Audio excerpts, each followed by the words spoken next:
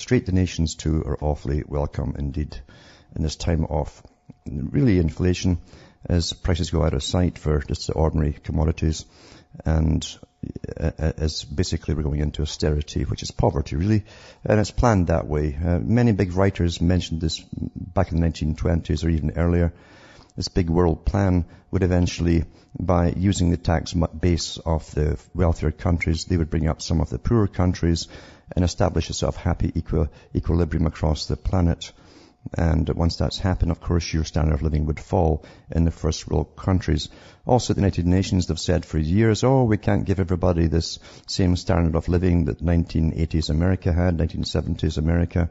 We can only support 2 billion of the whole planet like that. The rest will have to live in abject poverty. So anyway, that's where we are today. We're to go down into the paddy fields if we get a permit and perhaps grow a few grains of rice. But that's where it's all going, and it's planned that way. The brighter ones, mind you, the ones who do awfully well in school and who get scholarships will be hired by the world authorities because we have a world managerial class. You also have a United Nations University for those who didn't know about it. And they can get taught their global stuff and get put in charge of a continent or two, or a region as I'll call it then, and do pretty well for themselves. And they won't think about those they've left at the bottom, because it's just the way it goes in human nature. They're awfully good at justifying what we do as long as we're okay. As I say, I'm all right, Jack. That's the reality of the world we live in.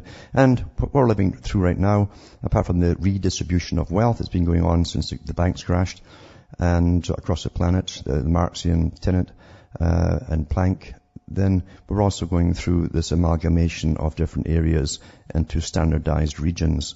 The Middle East, of course, is to go under one as well. Karl Marx talked about this in some of his writings, and many others since have talked about this conglomeration across the planet of amalgamated regions, big trading blocks. Back with more after this break.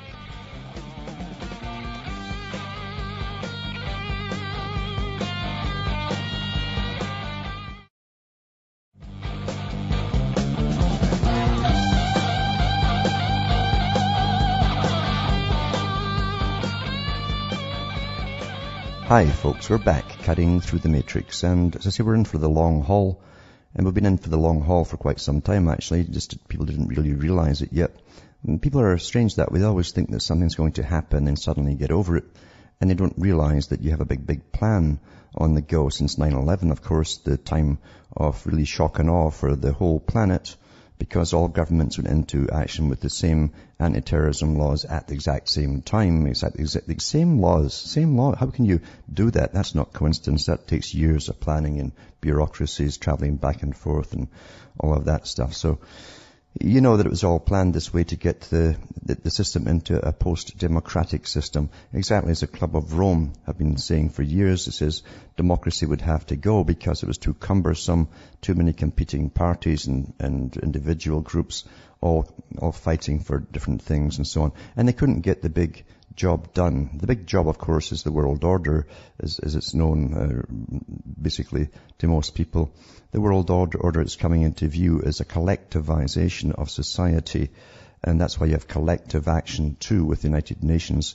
The United Nations was created to really run the world's military and go into any country. This is on paper, of course, and it's not the real reason, of course. They always give you a good reason, but not the real reason. But it was supposed to go into countries that were mistreating their own people, and they couldn't really get them all on board at any time in any one war against any one enemy until really now. And they've got pretty well most of the countries on board, and they all participate in slaughtering some other little country where big internationalists want their resources. So that's what we're living through today. And it's difficult for most people to believe because they're not like this themselves. That's why psychopaths can get away with what they do. And we do have clubs of psychopaths. They do find each other, and they can get along with each other with a bit of competition, of course. And they also have arbitrators too when they get too heady and too much into quarreling amongst themselves, because they're not supposed to let it be known to the public about the little feuds that they have. They're supposed to be presented as one happy family with presidents, prime ministers all shaking hands and playing golf, that kind of stuff, all kind of nice. But nothing's really further from the truth. Psychopaths are very competitive, and power is something, as I say, the ordinary person generally is not addicted to.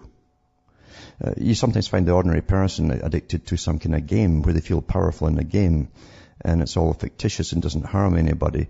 But you get the same kind of character and put them in with a suit and tie and get them into the right organization like the Council on Foreign Relations, scoot them up the ladder there, and then you stand back and watch them go to play.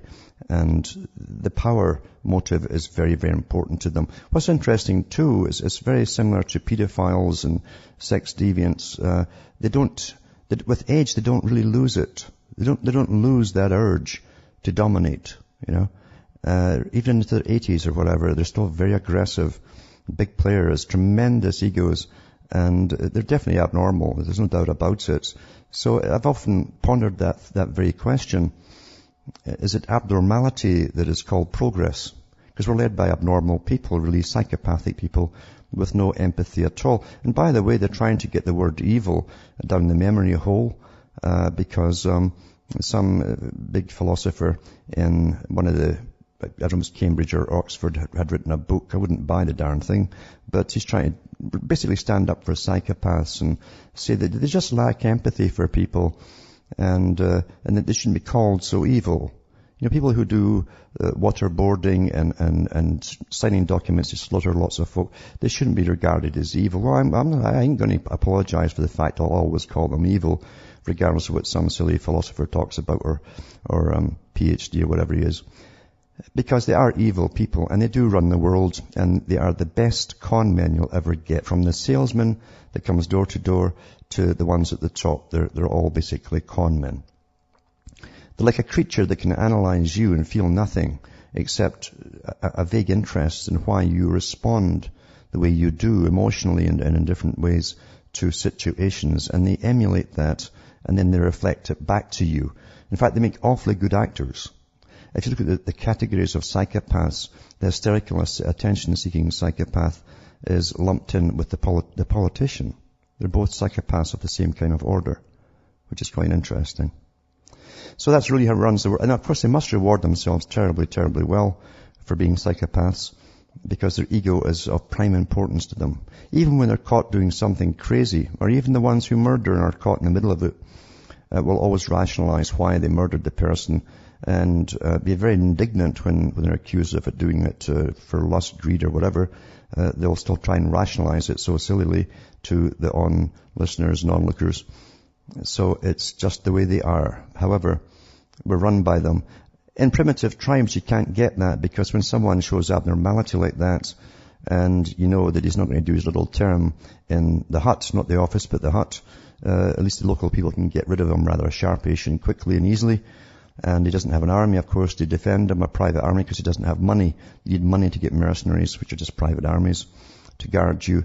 And we find that all down through what they call civilization. Civilization, technically, I think, has always been personally run by psychopaths. That's my opinion, after reading lots and lots of history. And even reading other psychopaths put glory upon the ones who try to get world orders in their own deal, like Alexander the Great. And you'll see all these writers and teachers and university lecturers to say how wonderful this guy was, and he conquered here and he conquered there and he slaughtered here and he grabbed this and grabbed that and all the way to India. And we're supposed to really believe this is a wonderful thing. Was it? Why was it so darn wonderful? Just because he kept winning all the time? Is it a football match or what? But that's just the way it's presented in school. These guys are just wonderful. Same with Napoleon, Napoleon's the same kind of character. And the one thing about Napoleon, he left a lot of memoirs about himself and glorifying himself naturally.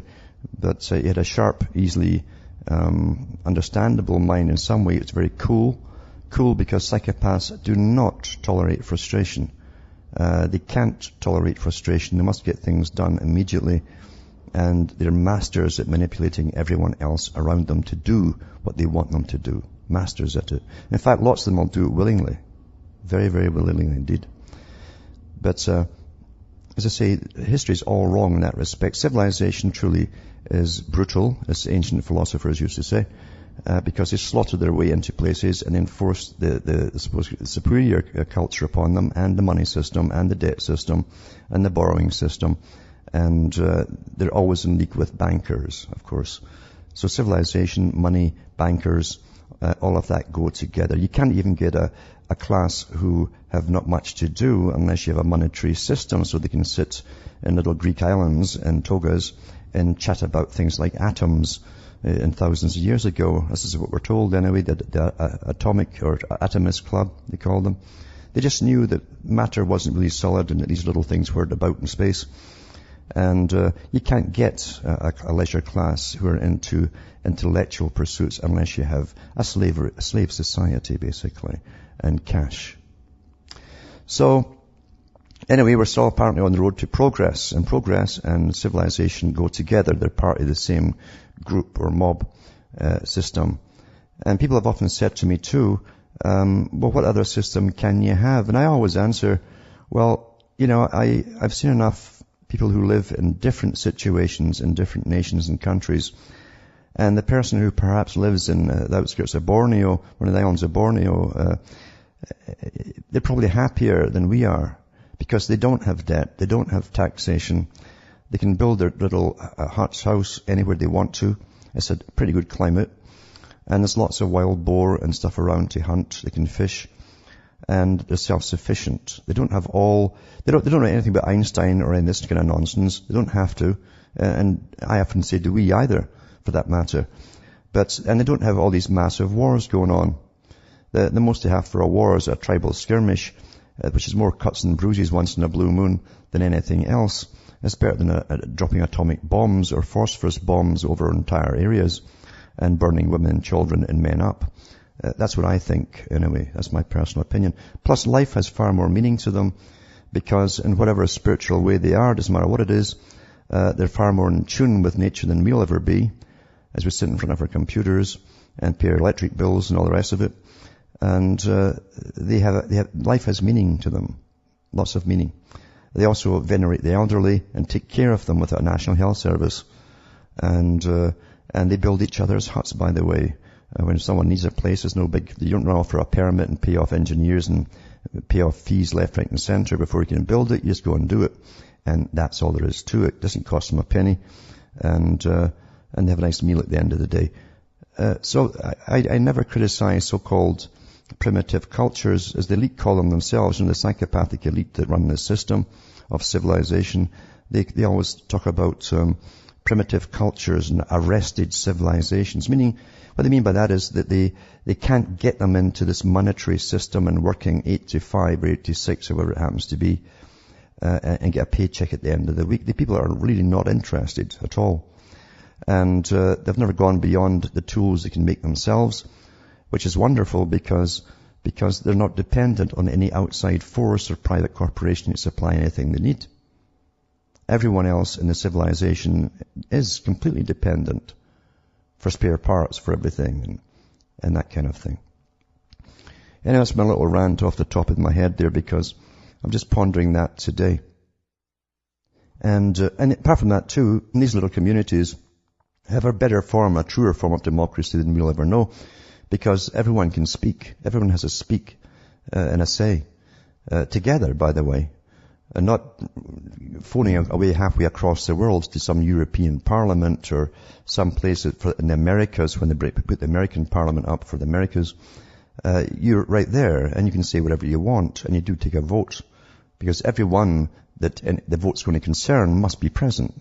So if it concerns you, you've got to be present.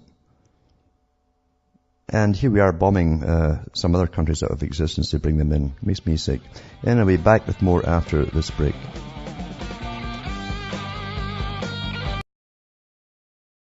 Straight donations too are awfully welcome indeed in this time of really inflation as prices go out of sight for just the ordinary commodities and as basically we're going into austerity, which is poverty really, and it's planned that way. Many big writers mentioned this back in the 1920s or even earlier. This big world plan would eventually, by using the tax base of the wealthier countries crashed and across the planet, the Marxian tenet, and Planck, then we're also going through this amalgamation of different areas into standardized regions. The Middle East, of course, is to go under one as well. Karl Marx talked about this in some of his writings, and many others since have talked about this conglomeration across the planet of amalgamated regions. They would bring up some of the poorer countries and establish a sort of happy equilibrium across the planet. And once that's happened, of course, your standard of living would fall in the first world countries. Also, the United Nations have said for years, we can't give everybody this same standard of living that 1980s America had, 1970s America. We can only support 2 billion of the whole planet like that. The rest will have to live in deject poverty. You can get taught their global stuff and get put in charge of a continent or two, or a region as we'll call it then, and do pretty well for themselves. And they won't think about those they've left at the bottom, because it's just the way it goes in human nature. They're roughly good at justifying what we do as long as we're okay. As I say, I'm all right, Jack. That's the reality of the world we live in.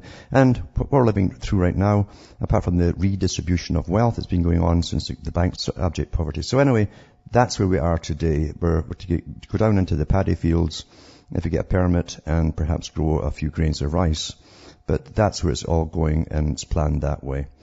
The brighter ones, mind you, the ones who do awfully well in school and who get scholarships, will be hired by the world authorities, because we have a world managerial class. You also have a United Nations University, for those who didn't know about it.